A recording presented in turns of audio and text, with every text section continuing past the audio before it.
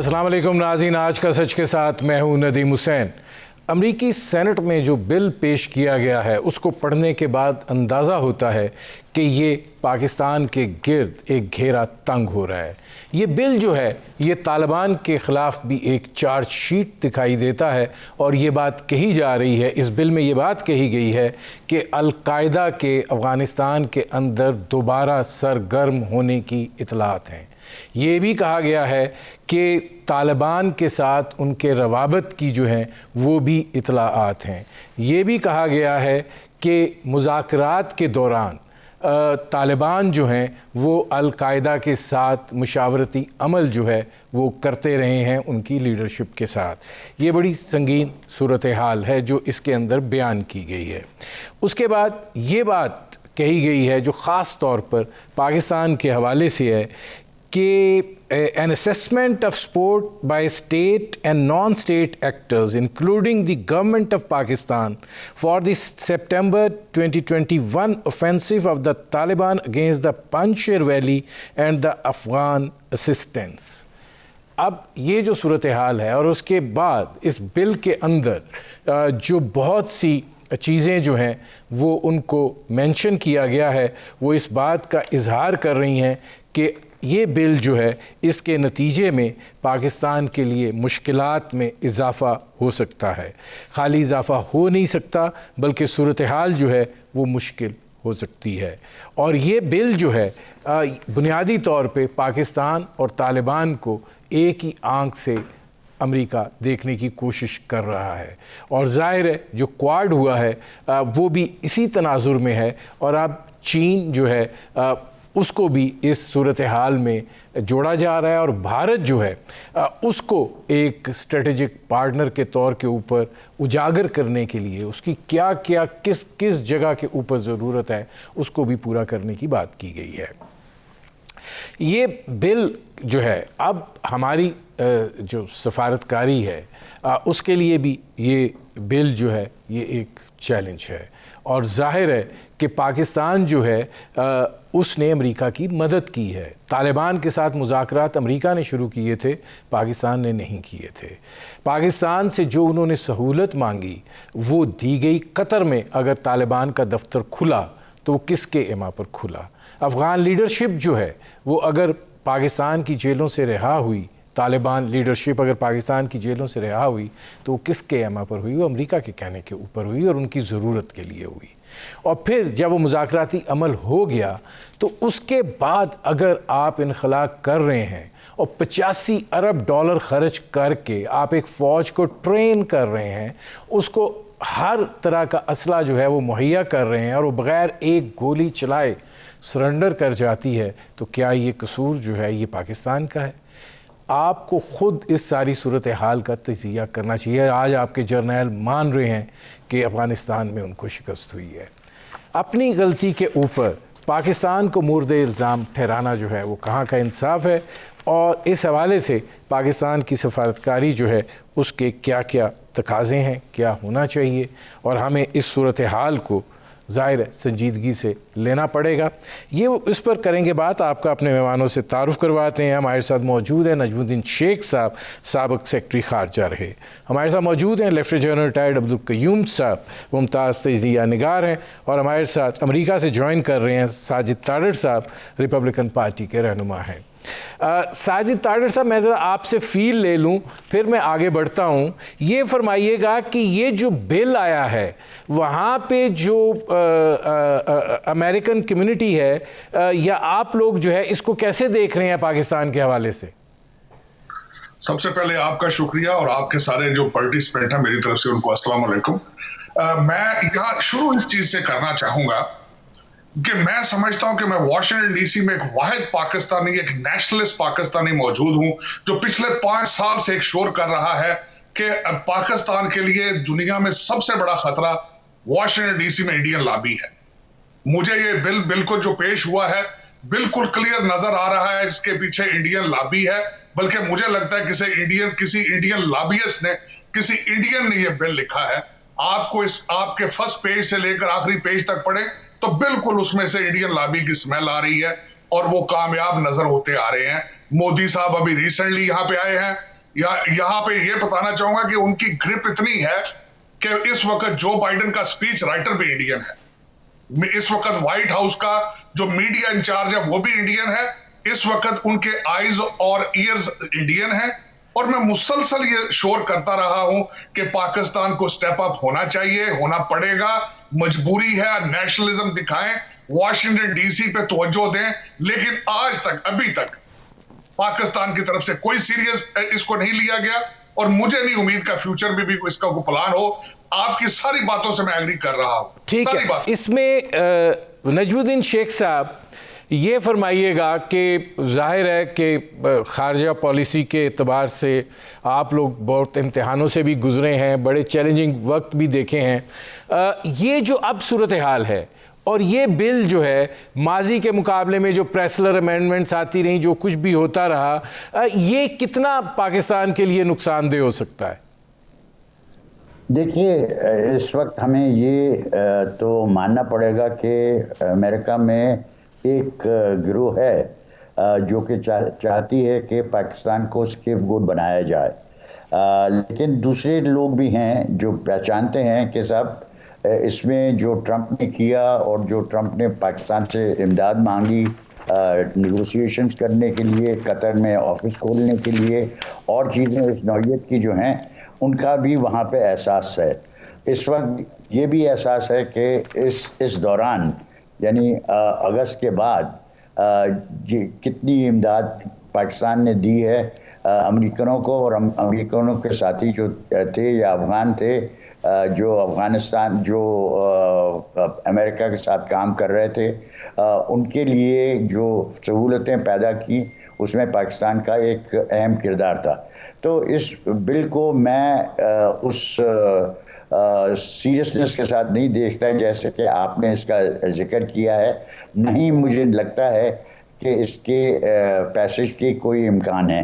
ये चीज़ें होती हैं अमेरिका में, इस किस्म के बिल पेश किए जाते हैं, लेकिन इन बिलों की बाद में इसका मुस्तकबिल क्या है उसको इस वक्त कहना ज़रा मुश्किल है मेरी नज़र में। मैं नजमुद्दीन शेख साहब आता हूँ इसमें। जनरल साहब जी ये ज़रूरी है कि हमारी तरफ से जो कोशिश करनी है उसको जारी रखा जाए, उसको बढ़ाया जाए, लेकिन इसको मद्देनज़र रखते हुए कि ये जो चीज़ें कही गई हैं इसमें किसी को बहुत सारे लोग हैं अमेरिका में जिनको इसमें कोई एतबार नहीं है। इसमें आप सेनेटर क्रिस वैन हॉलैंड की स्टेटमेंट्स देख लें, दूसरे बयानात देख लें जिसमें ये वाज़े किया गया है कि साहब पाकिस्तान के साथ आप ज़्यादतियाँ कर रहे हैं।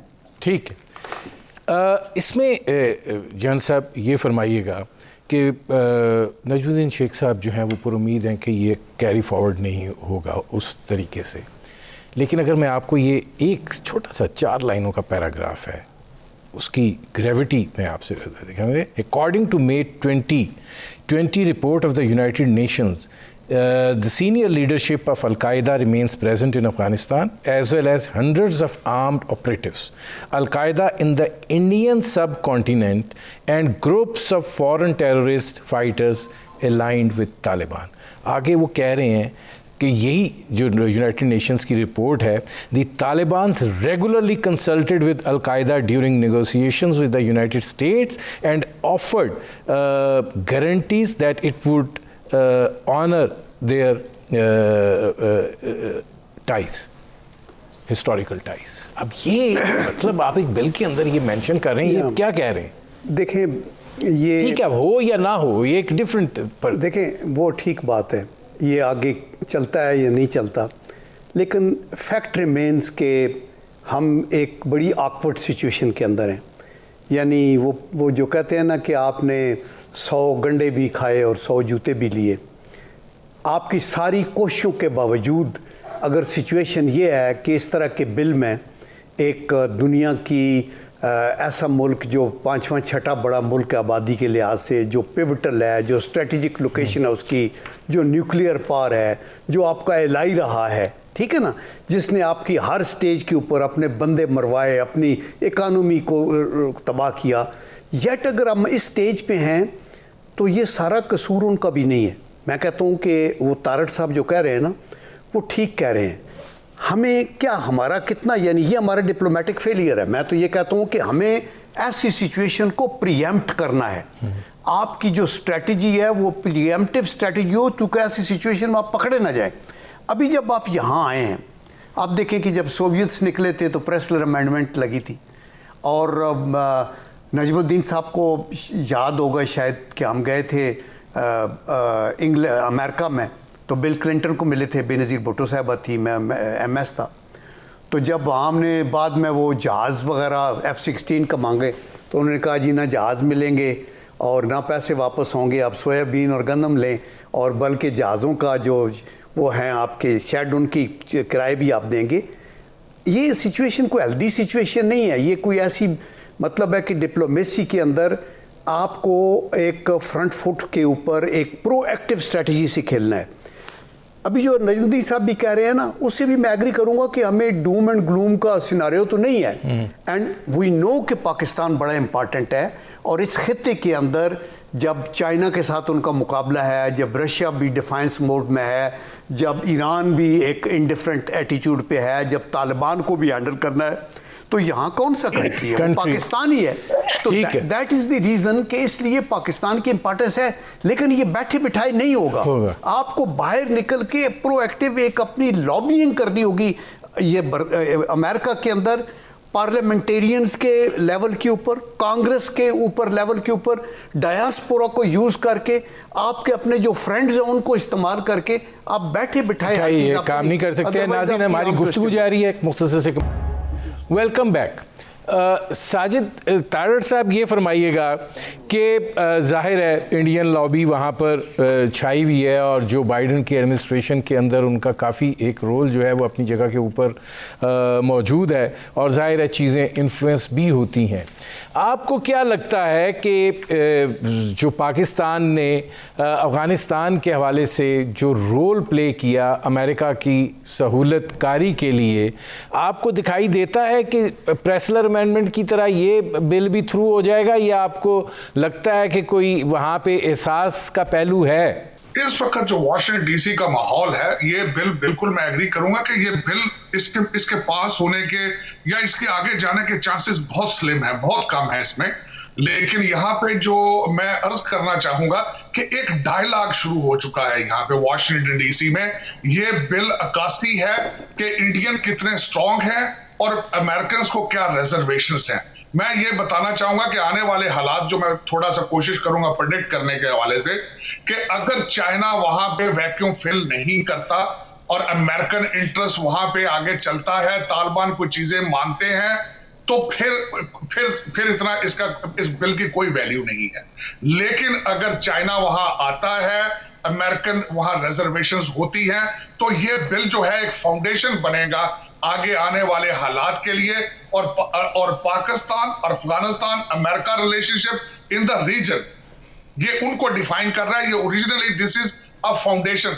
इसमें मैं दो चीजें मेंशन करना चाहूंगा बिल में जो मेरे लिए सबसे ज्यादा कंसर्न है। एक तो ये है कि उन्होंने 2001 से 2021 तक का रैकेट 180 डेज में रिपोर्ट, एक कॉन्फिडेंशियल रिपोर्ट, उसके बारे में पूछा गया है। और दूसरा, इसके एंड के ऊपर जो लिखा गया है कि भारत को मायशी और दफाई लिहाज से वहां पे स्ट्रॉन्ग किया जाए तालिबान और चाइना के खिलाफ। तो मेरे लिए as a Pakistani American this is a huge concern. हालांकि इसको मैं बिल्कुल कहूंगा, वाकई मैं मिस्टर एम्बेसडर साहब की बात से एग्री करूंगा। मैं साजिद तारड़ साहब आता हूं इसमें। नजमुद्दीन शेख साहब ये फरमाइएगा कि साजिद तारड़ साहब वहाँ बैठे हुए हैं, ज़रा फील मिल जाती है, वो आपकी बातों से बिल्कुल इत्तेफाक कर रहे हैं। लेकिन सर गुजारिश ये है कि क्या हम उसमें रहें कि ये बिल नहीं चलेगा, आखिर इसकी बेसिस होगी जिसकी बुनियाद के ऊपर ये तैयार हुआ है। ठीक है, अमेरिका का एक माहौल है, लेकिन जो बातें लिखी गई हैं वो बड़ी वो है जो तारड़ साहब बात कर रहे हैं चीन के हवाले से। इसके अंदर जो चाइना का अफगानिस्तान के अंदर मादनियात की सूरत हाल है, उसके ऊपर भी बात जो है वो की गई है। तो आपको दिखाई देता है कि ये मोमेंटम गेन कर सकता है? देखिए नदीम, ये चीज़ें जो हैं इसमें आपको 3-4 चीज़ें मद्देनज़र रखनी चाहिए। अवलन कि इस वक्त अमेरिका की दिलचस्पी free open Indo Pacific area और क्वाड में जो है उसमें कोई ख़ास पहलू नहीं निकलता, क्योंकि वो कह रहे हैं कि हम ब्लू डॉट फॉलो करेंगे। ब्लू डॉट से मुराद ये कि जो भी प्राइवेट इन्वेस्टमेंट करना चाहेगा हम उसको इनकरेज करेंगे, लेकिन इसके लिए कोई पैसे उन्होंने रिज़र्व नहीं किए हैं। इसके बावजूद वो अगर समझते हैं कि आसियान के ममालिक, और ये सचमुच फोकस जब आप क्वाड की बात करते हैं तो आप बात कर रहे हैं आसियान की, और आसियान में लोग पूछेंगे कि सही साहब ये जो आप कह रहे हैं उसके लिए आपने किस किस्म की फंडिंग की है। ये याद रखिए कि अभी चीन ने जो इन्वेस्टमेंट की है इंफ्रास्ट्रक्चर में वो $84 बिलियन हैं, जबकि अमेरिका ने उसी अरसे में 37 बिलियन की इन्वेस्टमेंट की हुई है। ये और अमेरिका में इन्वेस्टमेंट जो है वो डायरेक्टेड अभी तक अमेरिकन हुकूमत की सरमायाकारी से नहीं है रिलेटेड। अब जब तक कि ये पॉलिसी चेंज नहीं होती, और इस पॉलिसी के चेंज होने के मुझे इम्कान नज़र नहीं आ रहे, क्योंकि अमेरिका दूसरी चीज़ भी फॉलो कर रहा है कि वो ख़रीदना चाहता है ओनली सिर्फ वो चीज़ें जो कि मेड इन अमेरिका हैं। अगर मेड इन अमेरिका फॉलो करना है तो फिर आपके साथ तिजारत करने की ख्वाहिश किन ममालिक को होगी, और ख़ास तौर पे वो ममालिक जो कि अब चीन के साथ तिजारत कर रहे हैं, उस तिजारत से मुनाफा कमा रहे हैं। अगर आप कहें कि नहीं साहब आप हमसे ट्रेड करें लेकिन उसमें उस किस्म के मुनाफे न देखें, तो ये एक बहुत मुश्किल सिचुएशन है जिसमें इस वक्त अमेरिका का पल्ला भारी है। सुनाई ज़्यादा देता है, लेकिन जब आप उसको खुरेदते हैं तो पता चलता है कि साहब अभी तक उन्होंने जो जिस किस्म की पॉलिसी की वो बात करते हैं उस किस्म की पॉलिसी के लिए सरमायाकारी पूरी तरह से की नहीं है। तो ये मैं क्वाड के सिलसिले में कह रहा हूँ, क्योंकि क्वाड में अभी तक जिन चीज़ों पे उन्होंने समझौता किया हुआ है वो ये कि हम वैक्सीन डिस्ट्रीब्यूशन में साथ काम करेंगे। अरे भाई वो तो आपको वैसे भी करना है, आप कोवैक्स के हिस्सा हैं, आप देना चाहते हैं आप दीजिए, और इसमें भी आप कसूरवार ठहराए जा रहे हैं क्योंकि जितने आपके पास वैक्सीन हैं उतने आपने डिस्ट्रीब्यूट नहीं किए हैं। तो लोग देखते हैं कि इनफैक्ट क्या हो रहा है। मैं शेख साहब आता हूँ, मुझे एक ब्रेक लेना पड़ रहा है। नाज़रीन, हमारी गुफ्तगू जारी है, एक मुख्तसर से कमर्शियल ब्रेक का वक्त हुआ है, मिलते हैं इस वक्फे के बाद। Welcome back. जनरल साहब, अब ज़रा मैं फ़ौजी मामला, उनके जर्नैलों ने ये बात तस्लीम की कि हमें शिकस्त हुई है, साथ ही वो ये बात कह रहे हैं कि पाकिस्तान की सिक्योरिटी को खदशात हैं, ये वो तालिबान नहीं है और ये पाकिस्तान के लिए मसाइल का सबब बन सकते हैं, और वो काफ़ी कंसर्न दिखाई देते हैं पाकिस्तान की कोट अनकोट सिक्योरिटी के हवाले से। जब ये बात होती है तो लामाला शाइबा जो है वो न्यूक्लियर एसेट्स की तरफ जाता है, क्या कहेंगे आप? देखिए, मैं ये कहता हूँ कि ये जो बिल की शक्ल में चीज़ आई है, या जो एटीट्यूड है, या जो हमने सेनेटर्स को सुना हर्जा सराई पाकिस्तान के ख़िलाफ़ वहाँ हुई बेमानी, ये सारी आर्म ट्विस्टिंग है। आई डोंट थिंक सो कि अमेरिका को कोई रैशनल चाहिए किसी मुल्क पे चढ़ाई करने के लिए। आप वेपन्स ऑफ मास डिस्ट्रक्शन भी उन्होंने ऐसे कंकॉक्ट करके उधर चले गए, अफ़गानिस्तान के ऊपर भी चिट ली और इधर आ गए, लिबिया में क्या किया। लेकिन पाकिस्तान को वो इस तरह राइट ऑफ नहीं कर सकते, और पाकिस्तान की अपनी अहमियत है जो नजमुद्दीन शेख साहब जिक्र कर रहे हैं कि इस तरह इग्नोर भी नहीं किया जा सकता। लेकिन आफ्टर हैविंग सेड दैट, हम ये कहते हैं कि it is the reality on ground कि वो कह रहे हैं इंडिया को मजबूत करो, और जो हमें पहले भी हमारे लिए कोई नई खबर नहीं है, वो चाइनीज़ को घेरा तंग करने के लिए ये AUKUS का मसला खड़ा किया, और बहुत से अपने एलाइज को नाराज़ करने के बावजूद तो कोल्ड वार को ख़ुद भी वो कर रहे हैं। इस खित्ते में ये आर्म ट्विस्टिंग है। I think they will test our nerves कि ये क्या कहते हैं और क्या करते हैं। इसमें साहब एक सेकंड, इसमें वो जो सेंट्रल रिपब्लिक्स हैं उसमें फौजी अड्डे तलाश करने की भी बात कर रहे हैं। जी देखिए, वो कह रहे हैं एयर पैसेज का करें, वो करें, वो कहते अमेरिकन प्रेजेंस, जी अमेरिकन प्रेजेंस का देखें ना। हमें अभी ये देखना है कि इस सिचुएशन में हमारी स्ट्रेटजी क्या होनी चाहिए। ये अभी एक रियलिटी ऑन ग्राउंड है। हम we can't take it for granted कि नहीं जी नहीं वो पाकिस्तान इंपॉर्टेंट है इसलिए कुछ नहीं होगा। देखिए वो आपके न्यूक्लियर की तरफ भी इशारा कर रहे हैं, वो सी पैक के ऊपर भी नाराज़ हैं, और वो ये भी चाहते हैं कि आपके ताल्लुकात ये तालिबान के साथ इतने अच्छे क्यों हैं। वो पाकिस्तान को किसी लिहाज से भी स्टेबलाइज नहीं होने देना चाहते, ना अफ़गानिस्तान को स्टेबलाइज समझते हैं। यानी ये एक नॉर्मल कॉमन सेंस की बात है कि आप 20 साल लगा के अफ़गानिस्तान को कोई डायरेक्शन नहीं दे सके, और जो फ़ौज आपने खड़ी की वो हाउस ऑफ कार्ड्स की तरह गिर गई, तो उसका कसूरवार पाकिस्तान कैसे हो सकता है।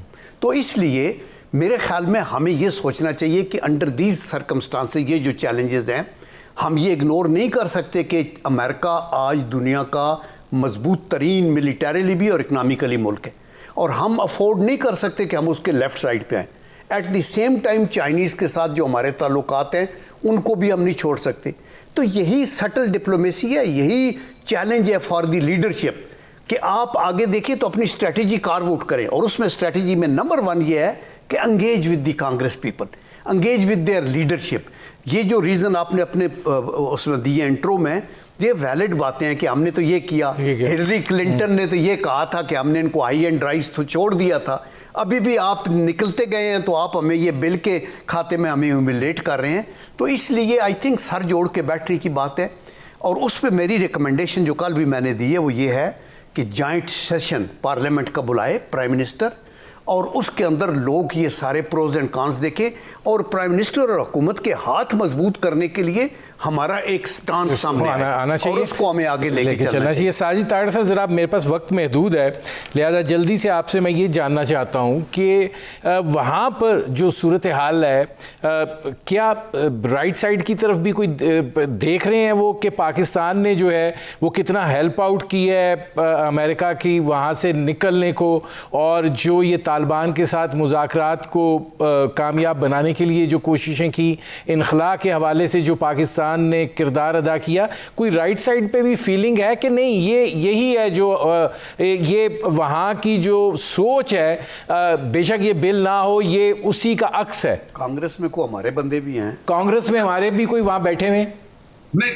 दरअसल हकीकत यह है कि मैं अपनी जिंदगी में पहली दफा व्हाइट हाउस में गया, very close to the previous administration, और मैंने बड़ी करीब से देखी है एक चीज कि इंडिया किस तरीके से उनका क्वालिटी ऑफ उनकी लॉबिंग की क्वालिटी के क्या हालात हैं, उनके इंडियन डायस्पोरा के क्या हालात हैं। और मैं फिर दोबारा यहाँ पे मेंशन करूंगा कि हमारा उनके साथ अभी तक जो कंपैरिजन है बड़ा मुश्किल है। हम यहाँ पे हमारा पाकिस्तानी डायस्पोरा बहुत पीछे है, अभी तक वो पीटीआई और नून लीग में ज्यादा बिजी नजर आते हैं वर्सेस रिपब्लिकन और डेमोक्रेट पार्टी के, और यही आगे भी चल के हमें इन्हीं चीजों का नुकसान होगा। पाकिस्तानी गवर्नमेंट, पाकिस्तानी डिप्लोमेसी को स्टेप अप होना पड़ेगा, आपको एक कॉम्प्रिहेंसिव कैंपेन वो हो सके। साहिद साहब मेरे पास अब चूंकि आखिरी 2 मिनट हैं, नजमुद्दीन शेख साहब, बात सफारतकारी की है, मतलब इमरान खान साहब अमेरिका नहीं गए, ठीक है, जो बाइडन साहब नहीं कर रहे थे, बाकी लीडरशिप तो थी, हमें एक हल्ला तो बोलना चाहिए था यूनाइटेड नेशंस की जनरल असेंबली सेशन में, और हम चूंकि मैं खुद 3 दफ़ा जा चुका हूँ, मैं देखता हूँ कि हम हल्ला वहाँ पे बोलते हैं, मतलब आपको दिखाई देता है हम बैकफुट पे दिखाई दिए इस दफ़ा? नहीं जी, हम अपने आप को बहुत डेनिग्रेट करते हैं जिसकी ज़रूरत नहीं है। अभी आपकी जो ज़रूरत है वो ये कि आपको अंदरूनी तौर पे अपने आप को बिल्ड करना है। आप जॉइंट सेशन पार्लियामेंट की ज़रूर कर लें, लेकिन उसकी ऑब्जेक्टिव सिर्फ ये होना चाहिए कि आप अंदरूनी तौर पे आपका इत्तेहाद हो, और आप अपनी इक़्तिसादी सूरत के हाल को सुधारने की कोशिश करें। आप इक़्तिसादी तौर पे हिंदुस्तान जैसी अहमियत नहीं हासिल कर सकते, लेकिन उससे कुछ कदर कम आपकी एक हैसियत है, आपकी एक सरमायाकारी में दिलचस्पी पैदा करने का मौका है, वो कीजिए, और जो चीज़ें हैं जो कहते हैं उस पर डिलीवर कीजिए। ये हमारा मसला है।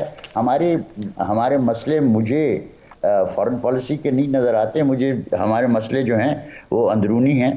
आप इनको दुरुस्त कीजिए, आप अपनी इक़्तिसादी सूरत हाल को सुधारें, आप अपनी जो अंदरूनी कोहेज़न है उसको सुधारें और फिर देखिए कि आपकी एक अहमियत बढ़ती है। जहाँ तक ये सवाल है कि साहब आपके न्यूक्लियर एसेट्स वगैरह का हमला है, ये सब बकवास है, ये होना नहीं है।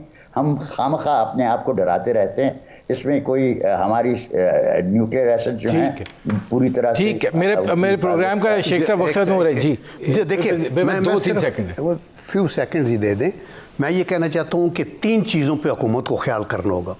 नंबर 1 इंटरनल इकानमी को बेहतर करने के लिए, number 2 internal political stability and number 3 diplomatic level के ऊपर भी हम उसको इग्नोर नहीं कर सकते। मेरे प्रोग्राम का वक्त ख़त्म हो रहा है। बहुत शुक्रिया नजमुद्दीन शेख साहब, बहुत शुक्रिया जनरल कईम साहब, बहुत शुक्रिया साजिद ताडर साहब। नाज़रीन, आपने हमारे पैनल के शुरका की गुफ्तगू सुनी। अब तक के लिए इतना ही, इजाज़त दीजिए। अल्लाह हाफ़िज़।